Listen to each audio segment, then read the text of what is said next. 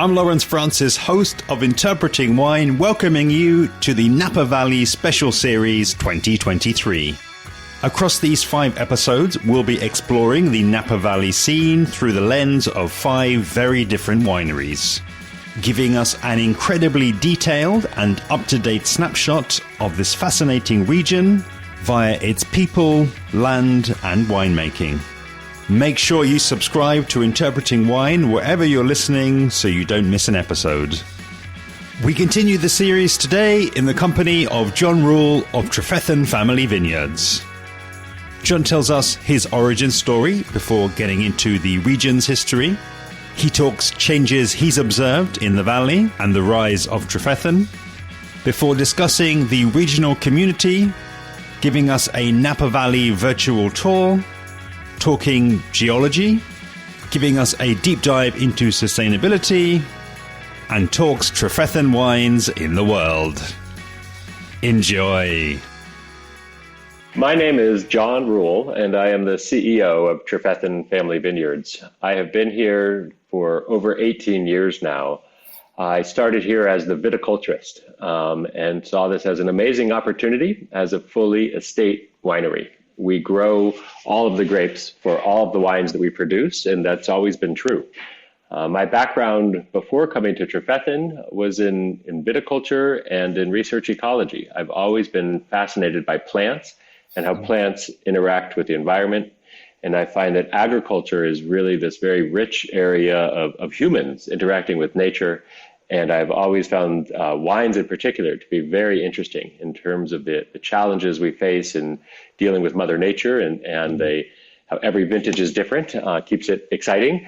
And then just bringing our best effort in terms of our brains, our knowledge, but also our hands and putting the work in to create each vintage that we do. I find it very enriching, very satisfying, but it really is a team effort. So I'm the CEO, I manage the process from the soil to the table. But there are many other people involved, and I think most important among them here at Trefethen is the Trefethen family. So 2 things that really set us apart. We're estate grown and we're family owned. And I've been working with and for the Trefethen family during my entire time here. John and Janet really started the winery. They purchased the property in 1968. Our first wines were produced in 1973. And John and Janet really helped build the company, build the brand, and really helped build the Napa Valley. There was a lot fewer wineries, I should say, in Napa at the time, and they did some tremendous work. These days, John and Janet are less involved in the day-to-day, but their 2 children, Haley and Lorenzo, are both actively involved in the company, and we can see succession at the ownership level. So I'm the CEO, they are the family, but the rest of our family, the extended family, would be our group of over 150 employees. When I say it takes a team, it really does. And when I say we do everything ourselves, I mean it. We literally start with soil in the vineyard and we end up with amazing wine in the bottle. So a full half of our employees are out in the vineyard every day. There's a lot of work that goes on there. And then, of course, we do our own winemaking, but also our own sales, marketing, administration, finance, you name it. We really do everything ourselves. And we have an incredible team of very engaged employees who really believe in what we're doing and enjoy being here every day. Amazing. And I've, listened and done some research into the Trefethen story and the background. And I think it would be remiss of me really, not to ask you and us to share really, some of your earliest memories really of arriving there, because I think, you paint the picture there of there being fewer wineries back in Napa, but my understanding is that the industry wasn't an industry, that the things were completely different. So that isn't a story that I've ever really told on the podcast. I wonder if you wouldn't mind, painting us an image of really your early days in the industry and your early days at Trefethen. Yeah, it's an interesting topic. Napa is a big name, but we're actually a small region. So California produces the most wine in the Napa Valley, but less than 8% of that wine is produced here in Napa. I think it's less than 4% actually. So a very small amount. We're a small region with a big name and a very rich history. In fact, the property that I'm sitting on right now, the Trefethen property, goes back long before the Trefethen. So I'll talk about the 60s and 70s when John and Janet came, but I have to start further back, which is the late 1800s. And here in California in the 1800s, there was a tremendous gold rush in the foothills of the Sierra Nevadas that created some wealth. Much of that wealth was concentrated in San Francisco. It was a thriving merchant city. And some people decided to grow some things, including grapes for wine. So in the late 1800s, and George Yount was among them. We now have Yountville as one of the towns here in the Napa Valley. And there were other folks in southern Sonoma Valley as well. But this was really the first time that the grapes and wine were made in California and did very well.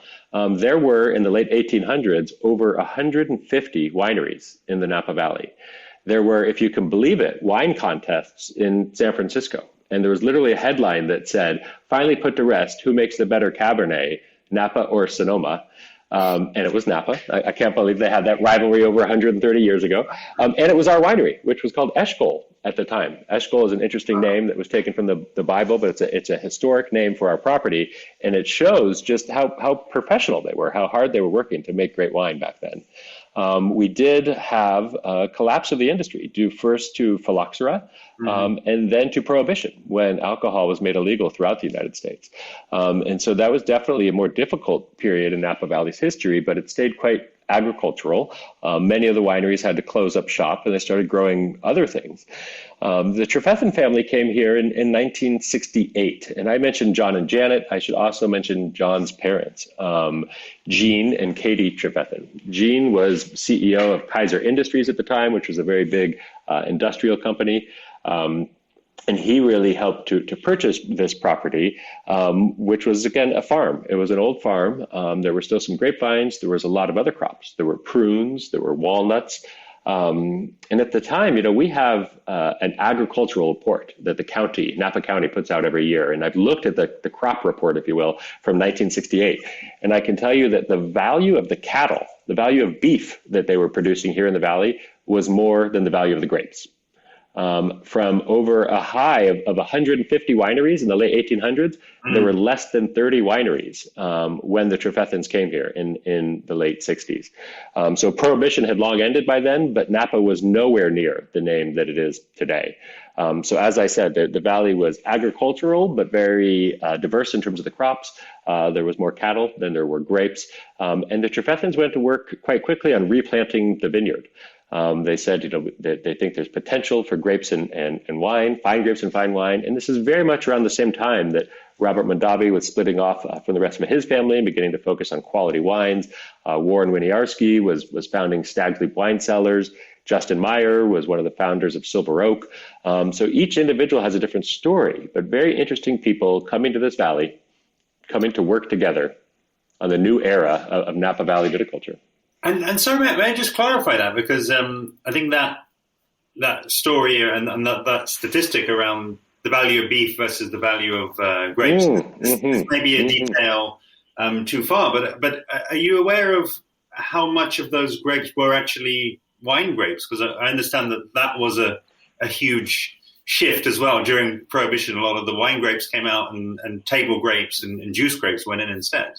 There was some of that in the Napa Valley, but by the late 60s and early 70s, it was many grapes were being grown for wine. And it was a very interesting diversity of grapes. It's much more diverse than it is today.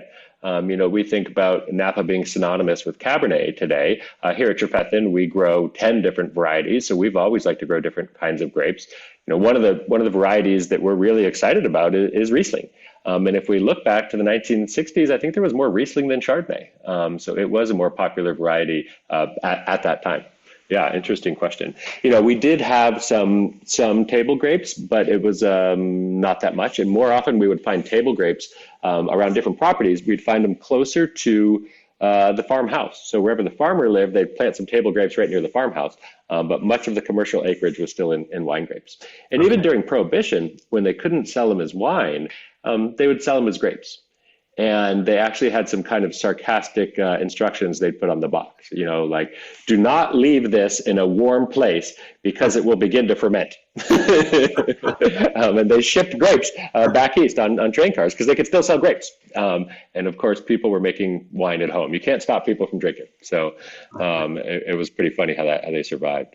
But back to the 60s and 70s, really can see how John and Janet were both pioneers, and they really helped to build our company and to build our industry. And that meant here on the ground, figuring out how to grow the best grapes. And at first they were selling grapes to other wineries before we even started to make our own wine. In 1973, they produced the first commercial vintage, and John was our first winemaker, even though he had no technical training. So he has some pretty fun stories about those early days. And then we had wine to sell, and Janet really took up the mantle on that. So Janet Trefethen was going to New York City at a time when fine wine meant wine from Bordeaux, and the people selling wine, to be frank, were men. And so she found herself in a very challenging environment and did an absolutely amazing job. She said, "I'm Janet, I'm from Napa, we're making great wine." And she personally hand sold into a number of accounts. And that really is how we built our brand in restaurants and continue to have a strong following in restaurants around the country and around the world. But it's in large part to Janet getting out there and really sharing our wines and helping to build our reputation. And they really did. It's inspiring to me to see how they worked as a couple and as partners to really grow our business, with John focused on the operations and the finance, and Janet really focused on the sales and marketing. Amazing. And I'm sure for anyone who's listening, who's visited the Napa Valley, there's a huge trajectory, there's a huge growth that has taken place. It is, but we stay in present day. I like to say that we stay grounded. There's two ways we stay grounded. Wine sometimes can seem very fancy. We stay grounded because we grow our own grapes. So that helps remind us that Mother Nature really controls the cards. She has the deck, the upper hand, if you will. But we also stay grounded in our history. There's a lot of development and change that's happened in Napa Valley. But when you come to visit the valley or you visit Trefethen, you're not just reminded of the history of, say, modern history of our era, starting in the 60s and 70s, but you can actually sit down and taste wine in the original winery building from the 1800s. And that's where we have our tasting room today. So you're sitting there and you really get to soak in the atmosphere of what it must have been like over 130 years ago here in a valley that is still, in many ways, just as beautiful as it always was, with beautiful oak woodlands. And we have some very strong local regulations that are going to keep the land in agriculture and in wilderness. And that's an interesting story in terms of the greater San Francisco Bay Area, where there used to be a lot more agriculture, but many different areas now are paved over with commercial and residential development. And Napa has remained something special because of our commitment to agriculture. And as I said, that really keeps us grounded. Absolutely. And I think, I see what you've put on your questionnaire and the pre-work that you've done there, talking about sustainability, which I absolutely want to talk about. But I think that, I'm also excited to delve into a little bit of some of the key events that have punctuated that progression and that growth. I mean, I believe one of them being Trefethen's Chardonnay being voted as the best Chardonnay in the world back to back. And sitting here now and writing down, going from the first vintage from a non-winemaker, from a wine drinker and I guess an enthusiast, to winning best Chardonnay in the world twice, and I believe a feat that's never been repeated. So I'm flabbergasted, and would love to, maybe with the benefit of hindsight, just try to draw the connection between those 2 points, really, which took hardly any time at all. Yeah, I think there was. I think John and Janet would admit there was some tremendous good luck in there, and that starts with good luck and terroir. The Napa Valley turns out an amazing place to grow grapes. I'm not sure that George Yant realized that in the 1800s. I'm not sure if Jean Trefethen realized that in 1968. He knew that it was going to remain agricultural. He knew the soils were good. I think it's the nuances of the climate that turn out to be amazing. That, again, the science has caught up later. We now understand that our proximity to the bay provides a natural air conditioning so that we can have warm days and cooler evenings. We get a natural breeze and fog, which makes this just a fantastic place to grow grapes because they develop their flavors in the sun, but then they keep their freshness when it cools off in the evening. And that balance is critical. And so without even understanding why it worked, it just worked. And in terms of the winemaking, there was a lot of experimentation. John tells me times that he actually slept in the winery and remembered tanks that were probably a little too full when he crushed the grapes, and they were fermenting and began to actually overflow. He reminded me of bottles that were not stable yet. They bottled wine and bottles began to break because there was re-fermenting in the bottle because it was not done fermenting. So definitely some trial and error. But when I say good luck, I mean, it goes all the way to the competition itself, which was the Gulp Milieu Wine Olympics. And Janet remembers getting a call. This is Janet Trefethen. She's getting a call. It's late 70s and 79, something like that. It says, want to congratulate you on your wine's performance. And she's like, I'm sorry, there must be a mistake. We don't make very many bottles, and I know where every one of them went. And I've never heard of your contest, and I definitely didn't enter it. Thanks for the call. And they're like, is this Mrs. Trefethen? Yeah, this is Janet Trefethen. Well, no, really, it says your name on the bottle. And so we realized that we didn't quite know how it got into the contest, but they had to admit they had really won. And it was amazing. It was an amazing success, totally unexpected. The rematch came about because Robert Drouin demanded a rematch. He said, this was a great tasting, but no way. I want you to bring that wine. I'm bringing my wine. We're going to do it again. And then we did it again the next year.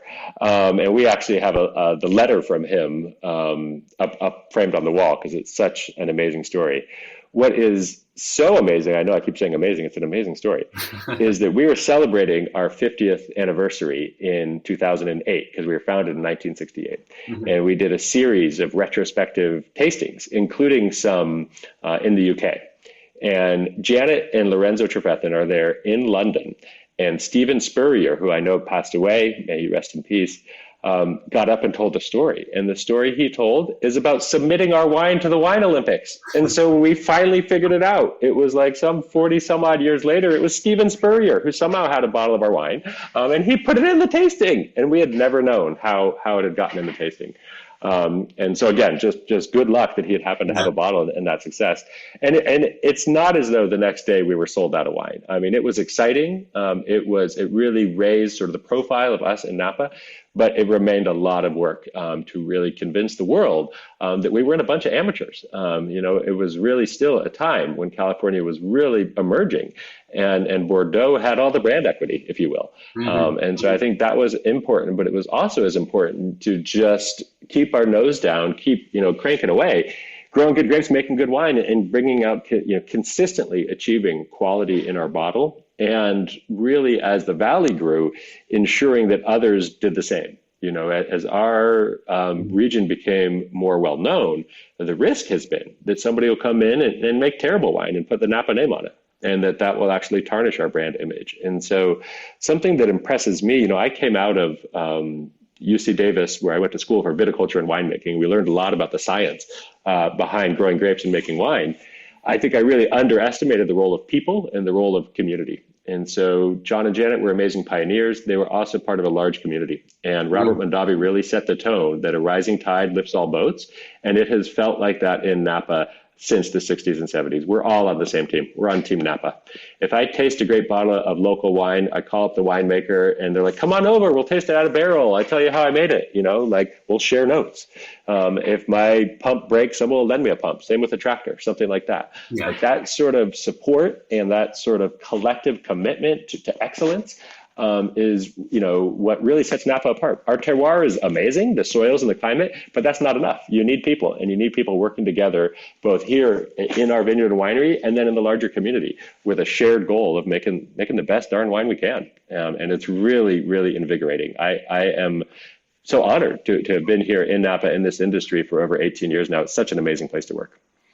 Yeah, I absolutely love that, and I think that is actually something that has stood out for me. I've from England, and have been lucky enough to travel around to many regions in Europe, but also now through the podcast, I'm getting in front of a lot of key people, in New York, in the Willamette Valley, in the Finger Lakes in upstate New York, in Washington State, and now in California. And I think that is that is a commonality that I'm finding, and I think that goes right the way across the wine world. But I think sometimes, we don't necessarily always get that part of the story.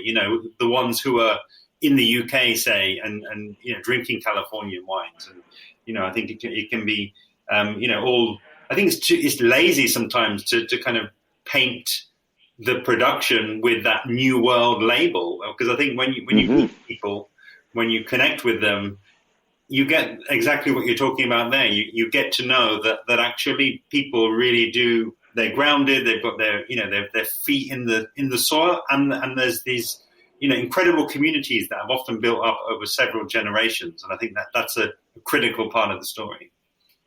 Yeah, it definitely feels like that here. And I think one of our challenges is that America in its culture is very individualistic, right? The champions the individual and the commitment and the hard work, and that one person can make a name for themselves. One person can't grow grapes and make wine themselves. Like, who made the barrel? Who's going to help bottle? Like, who's going to help pick the grapes? Like, it just takes people, and it takes them working together.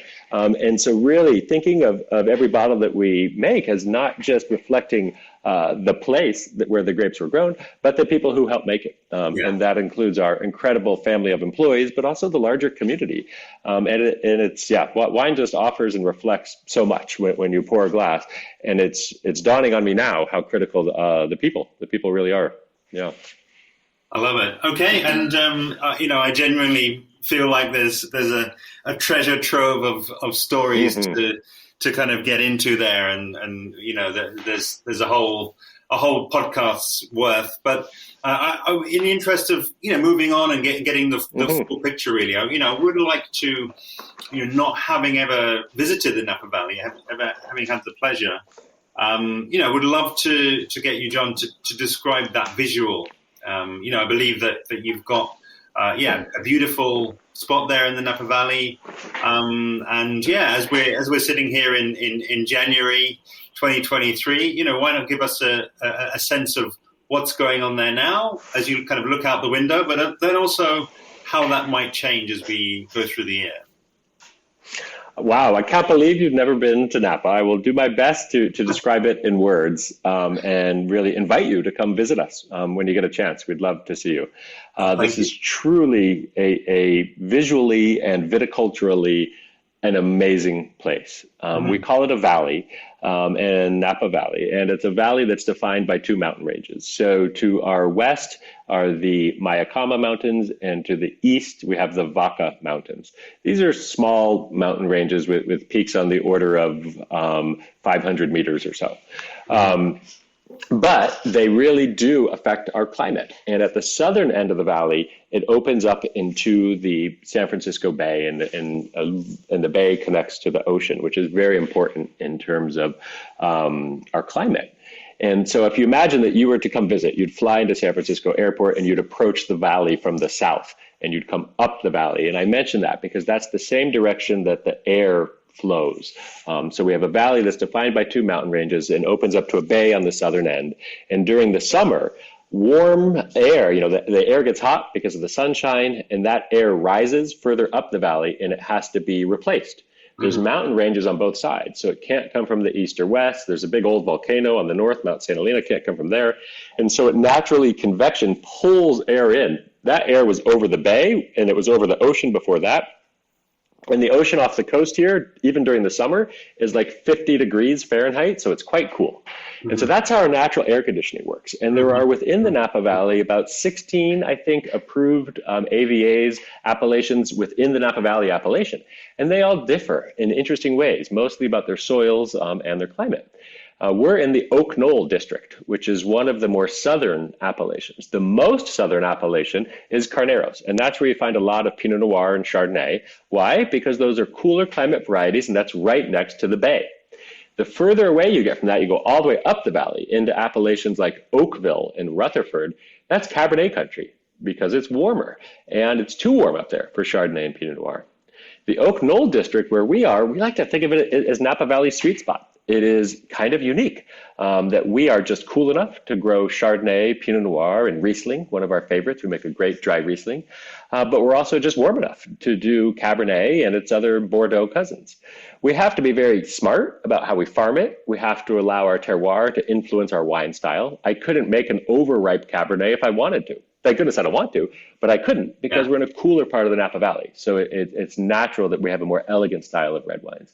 And say when it comes to white wines, we're going to keep the freshness that we're after by limiting the malolactic fermentation. So because we're in a warm site for the white wines, we tend to be restrained in the cellar, particularly when it comes to malolactic fermentation, and really preserve the natural acidity in the wines and really showcase the fruit.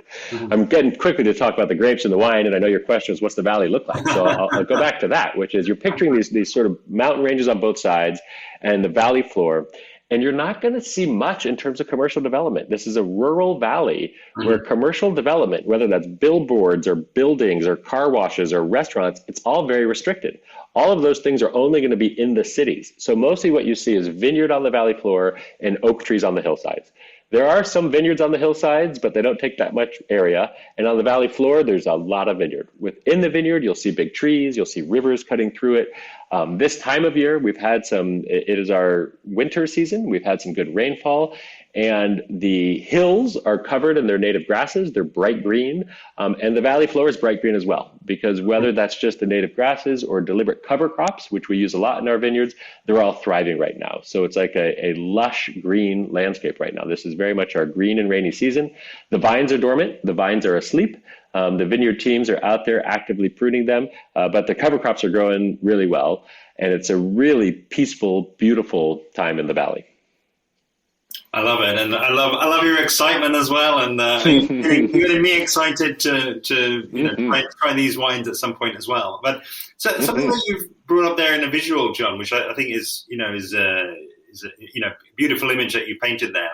But something that slight generalization, I know, but I know in a lot of growing sites around the world, and indeed in the Willamette Valley, for example, that they tend to more plant the vines on the rise, on the hillside, and maybe have other crops in the valley floor. And I was curious, and I think this would be a great transition into perhaps the geology. What is it about that particular configuration that kind of works for your growing site there? Yeah, I think that I've seen something similar, say the Rhine Valley in Germany, right, where you're seeing some row crops on the valley floor and some great vineyards on the hillside. We do on the valley floor have rich agricultural soil here. And there are a number of other things we could grow. And I say that with experience because we actually grow fruits and vegetables on our property, an incredible variety of them. The main destination for that produce is right back to our employees. And that is, again, one way that we stay grounded. We remember that we're really farmers at heart. Over time, the industry has focused on grapes because we could see the benefit of working together, of turning them into a value-added product in the form of wine. So it really just, in a free market sense, it kind of outcompetes other crops here in the Napa Valley. That's not to say that hillsides aren't great. In fact, the natural drainage that we get from being on a hillside works out really well, particularly for growing Cabernet, where we want to limit the amount of water available to the Cabernet vines. We want smaller grapes to make bigger wines. There's a lot of fantastic Cabernet grown on hillsides. So what are we doing on the valley floor? In our richer soils, we need to be careful. If you plant Cabernet on some of the richest soil, and particularly during a wetter, rainy season, you can end up with vines that are too vigorous and wines that are maybe not what you're after. So, you mentioned the sort of geologic history. Both of the mountain ranges around us are the result of volcanic activity over time. And before that, there was actually part of the valley, much of the valley was underneath an ocean. And so we have a mix of sedimentary oceanic rock as well as volcanic rock. But more important to growing grapes today isn't sort of the ancient history of the rock, but what is the nature of the soil? What is the texture of the soil? And what we can see is that the rich valley floor, these old oceanic soils, which are so great for growing things in general, are punctuated by alluvial fans. And so these are creeks that have moved, their paths have moved around over thousands of years. These are creeks that carry water down from the hillside. We get about, on average, about a meter of rainfall each year, about 30 inches or so of rain each year, and even more so in some of the hillsides, as much as a meter and a half. And so that rain comes down in these creeks. What's happening is that it's washed soil down. It's also washed a lot of rocks down. And these rocks, you can tell when you're walking in a vineyard, there's no creek nearby. For us, it's at like the edge of our property. But I'm in the middle of our 400-acre property, about 160 hectares, if you will, and I'm picking up a rock, and it's got rounded edges. Like clearly, it's a river rock. And then I look, and I see another one, and I see another one. And we can actually scale out and use aerial photography to find an old riverbed, or we can dig in and dig soil pits and reconstruct a map. We've done both. And what we can see is that our property is a great example, that one area might be rich agricultural soil. We can plant tomatoes. And then right next to it, we're finding a streak of gravel. And that's because at one point, the local creek was moving through here and it moved a lot of rock in the soil. And so we specifically seek to plant the red varieties, Cabernet as a great example, where we have rock on the soil. And that's how we can do it on the valley floor. So soils that would otherwise be too rich for Cabernet are made better drained just because they have a lot more rock in there because of these alluvial fans. So concentrating the red varieties on the alluvial fans makes a lot of sense. And then if you will, we think of sort of the banks of the old river, that's where we're going to plant Chardonnay. Our Chardonnay or Riesling does well there, and even Merlot. Merlot does pretty well on the heavier soils. It's really the Cab or Malbec is another example where we're trying to get some of the key red grapes onto the rockier soil. I love it. Yeah, that's a really detailed picture, and I think that those two taken together, I think always really paints the full 360 degrees. What are you actually seeing there, but then also what's underneath the soil, and that of course speaks to the history of the soil and the site as well. And one part of the story that I'm really excited to tee you up on really here, John, is it really around the viticulture. You've already started to talk about where things are grown and giving a link into what that means in terms of how those wines show up in the glass. But I feel as though there's a whole other topic there that I'm excited to hear about, which is really around what does the sort of day-to-day look like in terms of that interaction with the family, with all of those employees that you've got there. I presume there's a large number of those are actually closely aligned and involved in working with the vines and working with the land, really. And I'm just curious, what would be the sort of overarching philosophy around that, but then also giving us some examples of maybe what makes things slightly different there, or examples around the sustainability focus that I know that you hold very dear. Yeah, so I think that it's been interesting in the business world to look at how the pandemic impacted businesses and how businesses are coming out of it. And a lot of businesses were able to go remote during the pandemic, and some are staying remote. And many are struggling with their culture. They're saying, oh, shoot, we used to all see each other for lunch, and now we don't. And I feel like our company culture is deteriorating. How can we get our company culture back on Zoom? Well, it's very interesting or very obvious for me to say that we have a very much an in-person enterprise. It's not easy to grow grapes remotely. You certainly can't make wine remotely. So I had some employees go remote, but most stay in person. And what I'm getting at is that I just go back to the word grounded, that our physical place, our address, our vineyard, that's where everybody shows up. If you work in the tasting room, if you work in finance, if you're the vice president of human resources, you start your day driving up the same driveway as everybody else, and you've got our vineyard on both sides.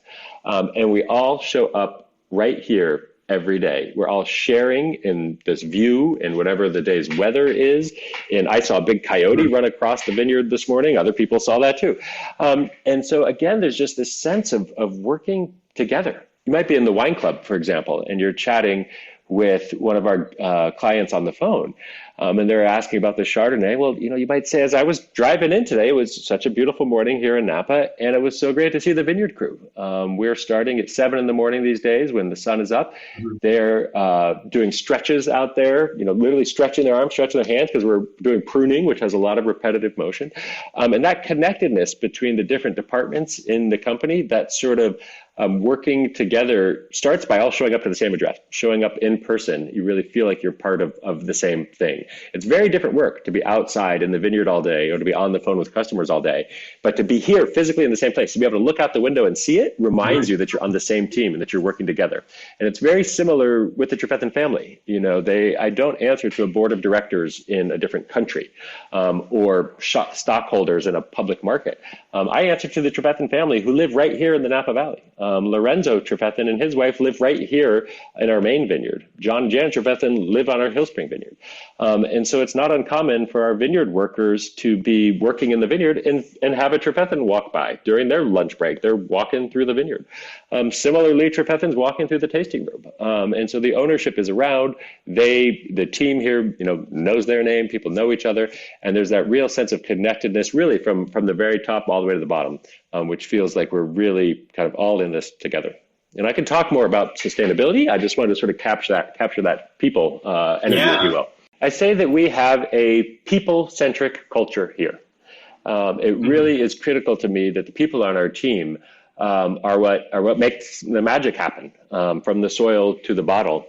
And when I'm asked about sustainability, a lot of people are expecting an answer about how do we control weeds. And, we stopped using chemicals to control weeds a number of years ago. We have other shovels and implements we use to get after the weeds. Or they might think about, our composting program, which is really interesting, or our water recycling, which is also interesting. But I'm telling you, people are part of our sustainability program. If I think about this as a biologist, as a scientist, as an ecologist, I think of this as a vineyard and winery ecosystem. And I think, what are the keystone species? What are the species within this ecosystem that are critical to its resilience, to its persistence, to it sustaining itself over time? Well, we definitely need grapes, right? Grapes are a keystone species here because we have to grow the grapes, we have to make the wine. It's a core part of our ecosystem, if you will, and so are the humans. The humans are a critical piece of that. And so really incorporating the humans into the system. And that's where things like growing fruits and vegetables for our employees, providing a living wage, providing great benefits, providing full-time employment in all departments, allows for a sustainable workforce. That's one core element of our sustainability program. And then I can think about grapes, humans, and so many other species. We really do try to cultivate biodiversity, and every species has a role. We think about invasive pests. So here in California, we're at the risk of getting new pests from elsewhere in the world, which could damage grapes. We tend to get a new threat every couple of years. The last two that we've had have both been moths. We had the light brown apple moth from Australia. We had the European grapevine moth from Europe. They're both moths. What do we know about moths? Well, they fly at night. Who eats moths? Bats. Well, thank goodness we already have bats. So we have put up bat boxes many years ago to encourage bats on our property. We have Mexican free-tailed bats. They're the native bats here. And we get up to a couple hundred in one colony, and they come out at night and literally patrol the vineyard. They're looking for moths. They're looking for food. Similarly, when we try to control rodent pests like gophers and field mice, we encourage owls on the property. So we put up owl boxes. Barn owls take up residency. Mommy, daddy, a few owlets. That family of owls will eat a couple thousand rodents each year. And it costs me like $60 to build a box. So it's totally natural pest control. It's totally non-chemical.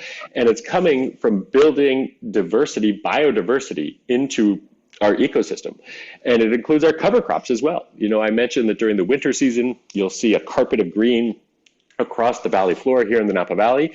Each block on our property gets a specific recipe. In some cases, we are growing natural fertilizer. We will plant beans and peas because of their unique ability to take nitrogen out of the atmosphere and turn it into a form of nitrogen that's available to plants in the soil. We'll also plant beautiful flowers. Not just are they pretty, but let's take mustard. This is often referred to as the mustard season in Napa because there's so many yellow flowers. It's growing like a weed these days, this mustard. Well, the thing about mustard, when we plant it deliberately in our vineyard, it's not just the yellow flowers, but it's got some pretty spicy roots. In fact, the natural chemicals in the roots are a natural nematicide, meaning they naturally kill nematodes, which could be a pest of grapevines.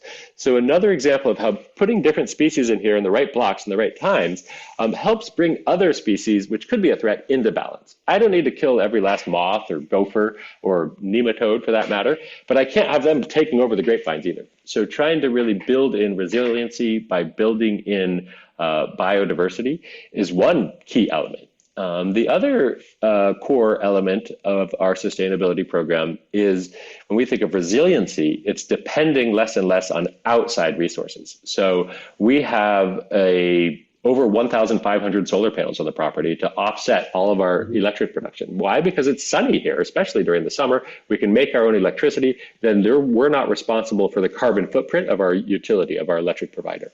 Similarly with fertilizer, I mentioned the cover crops as one form of natural fertilizer. We make our own compost with all of our vegetative clippings from the property, all of our pumice from our winemaking. That all goes into our compost pile, a little bit manure in there as well for some nitrogen from horses and cows that we keep on the property. So make our own fertilizer, we make our own electricity, we recycle our water. So every time we wash or tank or barrel in the winery, the water has been used once, but it's not that dirty. We catch it, we send it out to some biological settling ponds, and we end up reusing that water as vineyard irrigation. So really closing the loop, if you will, trying to create a vineyard and winery ecosystem that takes care of itself as much as possible and is less dependent on outside resources and more resilient against outside disturbances, whether those be droughts, whether those be heavy rainfall, whether those be invasive pests. We're really trying to build a system that takes care of itself. But I want to recognize that humans are part of that system. And really taking care of the humans is a key part of our approach to running this business like we do.